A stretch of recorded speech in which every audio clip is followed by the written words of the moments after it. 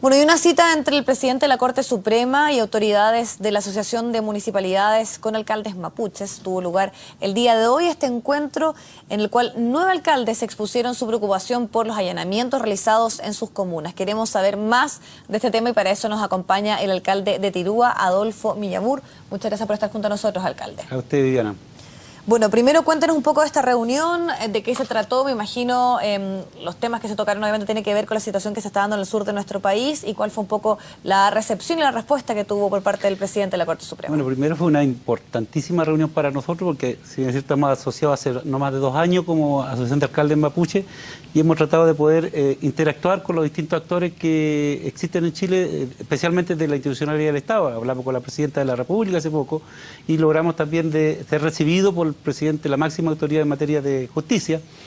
Y claro, hubo una apertura al inicio y muy importante. Yo creo que hayamos sido recibidos por lo que aplican las leyes y que implementa y aplican la justicia.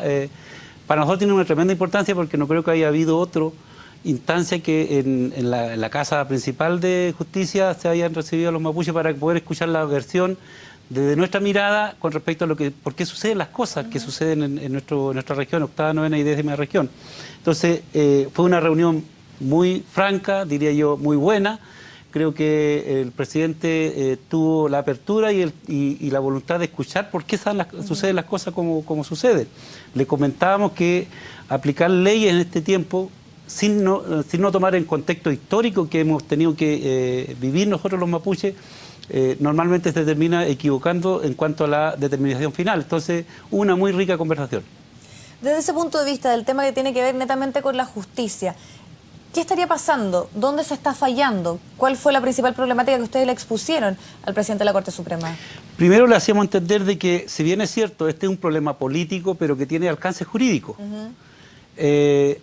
Porque el Estado está constituido por distintos poderes y en este caso los tribunales de justicia, desde que se constituyó Chile en nuestras regiones, ha venido también interactuando y tomando determinaciones. Desde los jueces de indios, desde las corridas de cerco, desde la validación de la propiedad privada en desmedro de la propiedad colectiva del pueblo mapuche, los tribunales han venido tomando determinaciones. Entonces, en ese sentido, nosotros no podemos dejar el Poder Judicial libre de responsabilidad también en cuanto a cómo se toman las decisiones en materia de derecho, por ejemplo. ¿Y esas decisiones han tenido un cierto sesgo, dice usted?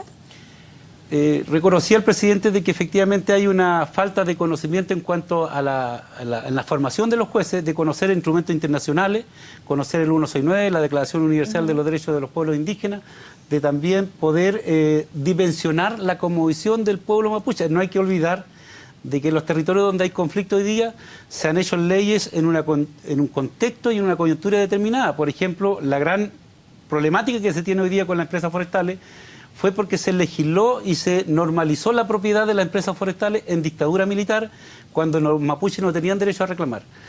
Y si uno aplica la propiedad privada, o sea, solamente reconoce de que ellos tienen los papeles y no se reconoce que fue de manera espuria, de manera legítima, desconociendo los derechos del otro, por cierto que la razón la van a tener las empresas forestales porque de otra manera muestran con papel que tienen la propiedad. Pero sobre esa propiedad hay mucha vulneración de derechos de los pueblos originarios. Alcalde, usted ha sido en el último tiempo quien ha enfatizado constantemente en que aquí la forma en que se está abordando la situación en el sur de nuestro país es equivocada. Usted ha señalado que se está resolviendo como un problema policial, como un problema delictual, cuando es un problema político. ¿Ha visto en el último tiempo algún cambio? Y se lo pregunto por qué, porque el ministro Burgos fue hasta el lugar, usted también se reunió con la Presidenta de la República y sobre todo por el último hecho que ocurrió en su comuna justamente. ¿Ha visto usted algún cambio en la actitud o en el foco que se le está poniendo a la situación que se da en el sur de nuestro país? No solo este gobierno, sino que es una constante histórica de todos los gobiernos de turno, es de una manera hacer como que se resuelve el problema, pero no se quiere resolver. Hay una política de Estado. Por un lado uno puede decir que no hay una política pública de Estado para entenderse con los pueblos originarios. Sí hay una política de Estado para no entenderse con los pueblos originarios. Es una decisión de Estado. Porque hay intereses demasiado fuertes de por medio. O sea, hoy día yo le transmití esto al ministro Burgos, también a la propia presidenta, y por cierto le hacíamos saber también al presidente de la Corte Suprema, de que de no mediar un entendimiento de carácter histórico de cómo se han constituido la instalación del empresariado privado, de los poderes del Estado en nuestro territorio, va a ser difícil si es que no le dan una mirada política. Por eso es que yo creo que con más policía, yo lo he dicho en muchas ocasiones, la policía, no creo que un joven de carabinero, cuando entra a la fila de carabineros, entre inspirado en pelear con los mapuches. Lo más probable es entrar inspirado para poder proteger a la más débil, pero no para proteger camiones con madera. Una especie de vigilantes privados de las grandes empresas forestales se transformó Carabinero hoy día. Y eso hace de que si se manda más policía y no se le toma en cuenta de una mirada más política, hay una especie de diálogo de sordo y que al final, de otra manera, los sectores más radicales le están tomando como el camino de solución mediante actos de violencia. Si le damos ¿Se puede solamente agravar más la situación, dice usted? Yo le dije al ministro y le dije a la propia presidenta y al propio presidente también actual de la Corte Suprema, el temor que yo tengo como alcalde es que si no se toman las cosas en serio, van a haber desgracia. O va a ser un comunero, o va a ser un carabinero, o va a ser un civil inocente que va a pasar a ser víctima de un conflicto que se tiene que resolver. Por ejemplo, le transmitíamos nosotros al presidente de la Corte Suprema de que aquí hay una cuestión bien particular, porque en Temuco no hace mucho se castigó a un comunero por la quema de maquinaria agrícola, 8 años de cárcel.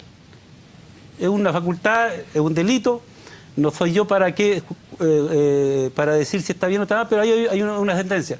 A los meses después se sentencia a otra persona por la muerte de un comunero, a 5 años y un día. Entonces, ¿qué está en cuestionamiento acá? ¿Qué bien jurídico está en protección? ¿El bien material o la vida humana? Entonces hay 5 años para el que mata a alguien y 8 años para el que quema maquinaria agrícola. Entonces no estoy diciendo que está bien que se queme maquinaria agrícola, pero sí estoy diciendo que hay un bien jurídico que está en cuestionamiento. Alcalde, ¿y su opinión respecto a las peticiones que hemos escuchado por estos días, sobre todo el gremio de los camioneros, que dicen que debiese declararse un estado de excepción en algunos lugares? Además también hablan de un posible toque de queda.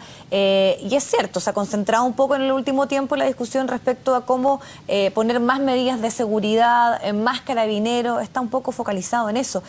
¿Van en la línea correcta? ¿Qué está pasando justamente con este otro gremio, que también es bastante fuerte y que está constantemente diciendo que hay que justamente invertir, o más bien preocuparse del tema de la seguridad con respecto a lo que ocurre en el sur? Reitero, lo que pasa es que si uno cae en esa línea, de otra manera está validando al más poderoso. O sea, aquí las leyes se han hecho con vicios políticos, ilegítimos. Desde la propiedad de los títulos de merced. Muchos defienden los títulos de merced como un bien jurídico a proteger, que es la propiedad de las comunidades. El título de merced fue una estrategia de guerra, que en el fondo declaró una pequeña porción de la tierra a nombre de una comunidad para dividirlo a las comunidades y dejar el resto de las tierras a nombre del Estado, y el Estado sea amo y señor para distribuir la que le dio la gana. De ahí viene el origen del problema también en cuanto a la discusión de cuál es el origen, si es que es legítima la decisión que han hecho las legislaciones en este país. Y cuando Ahora, alcalde, desde acá cuesta un poco entender porque claramente hay muchas aristas en este conflicto. Pero, por ejemplo, el tema de las tierras siempre obviamente está puesto sobre la mesa.